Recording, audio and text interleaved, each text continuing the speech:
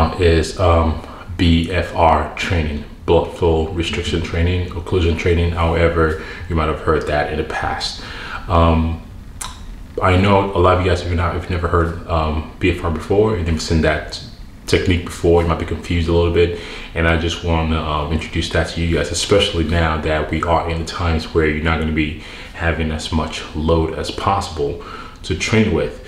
So using a technique like a blood flow restriction training will be helpful into quote unquote tricking the body or your muscles to think they are on heavy load. A little bit of background on BFR. A lot of the other things invented by Japanese doctors in the past, and I could be wrong, correct me if I'm wrong, and adapted into, you've been seeing a lot of it like in the last few years. I've known about this for the last 6 years, I believe. I think Lake Norton put something about it.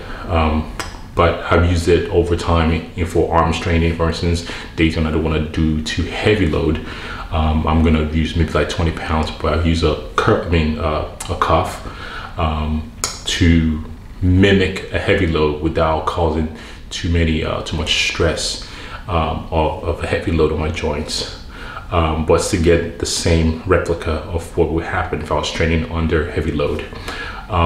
The reason why you want to do this, obviously, again, because if you are, have limited equipment, limited dumbbells, if you have a 20-pound dumbbell and you want to feel like you're curling 40, 50 pounds, BFR will be something that you can do. And I know a lot of questions a lot of people have when it comes to BFR is, let's say if you're training arms, for instance, you're obviously going to cuff it at the top. This is just a random BFR talk. I can do a more in-depth video later if you guys are interested. So what you do is you partially restrict arterial blood flow, blood inflow, and what you're looking for is more like venous blood flow, meaning what gives you the veins, quote unquote, the pump, without creating the feeling of you passing out. That is what is going to happen. And what I will encourage you to do if it's your first time is, one, don't strap it on too tight, and if you don't have the cuff, you can use what you guys just saw.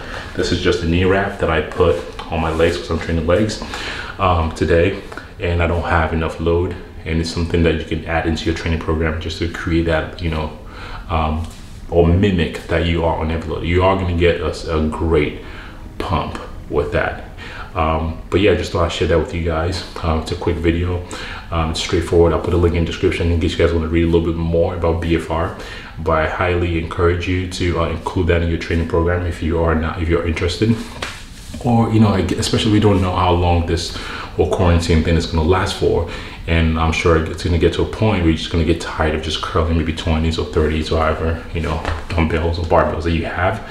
So this is an excellent training program to do, to add, or excellent resistance training to add into your program to create a little more intensity. But yeah, I hope you guys enjoyed the video. I just thought I'd hop on you real quick and just hopefully encourage you to stay in the fight, so to speak. Keep training, keep challenging yourself, finding ways, to challenge yourself. I know it's very hard. Again, I will get this video on a Sunday, and I do most of my check-ins on the weekend.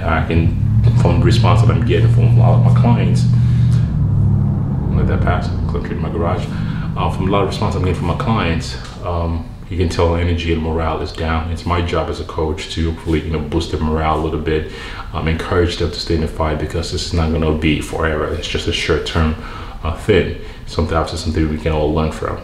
But anyways, yes, BFR, blood flow restriction training, is very important if you are looking for ways to increase or add intensity without accumulating too much systemic fatigue in a way, or from heavy loads. You can use light loads and mimic, and your muscles going to mimic more heavy load. And remember, if you cuff on the joints, you're not going to pass out, because what you are going to keep is more venous blood flow, not your arterial blood flow, the ones that goes to your heart, that is going to mimic, that allow you to pass out. That is not what's going to happen. What's going to happen, it's a lot of venous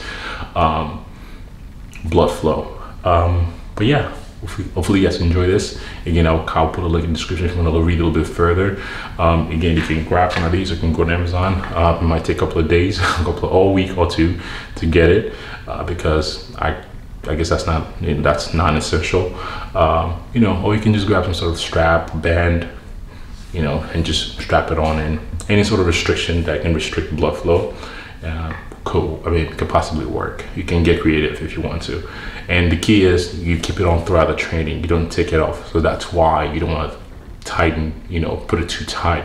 Light, enough restriction, enough for you to feel a little pump. By the time you tighten up, you should feel like a little bit pumped, but not to the point where it's going to be painful. But anyways, I'm not going to draw this video too long. Hopefully you guys enjoy the video. Like, comment, share. Again, stay safe. Wash your hands. And this too shall pass. See you in the next one. Peace.